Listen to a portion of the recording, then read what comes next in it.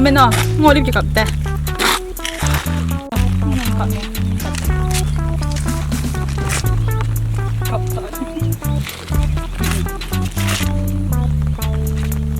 cho đi cầm không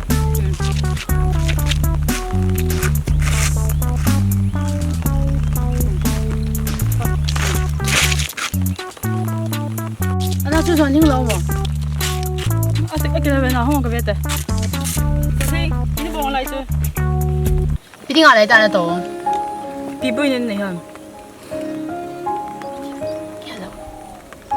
ngồi đông tao nghe không ai nào chịu thế mày bơi cái con tàu đấy nó tên là gì rồi bắt đầu là mẹ nên nó bao nó hoàn mọi thứ ngồi chịu thế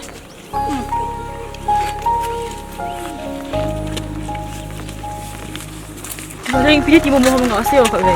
sẽ tụi tôi này thì hơn Đó cái xây nông bơi à? mua sẽ cái gì cũng bền ta Cái giá trị bé sẽ nè. Ủa những cái lông xếp bé na cái dưới luôn na upa này cho lo. nó ta ta không John Hing pi bolang him gang chalin chirota. No. Hitin te katia keile na panjong. Hil thei chana ka hin na pho thei chana ka pho na ipi na ngai beong. Tu na hi pi bolang him ka cha yong la chun ka cha ka sim lo ni chu gang chalin chirota. No, nó ta kìa. Đừng ngay đâu.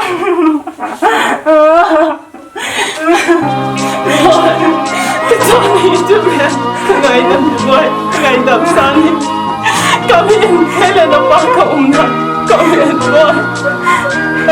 Ka hin.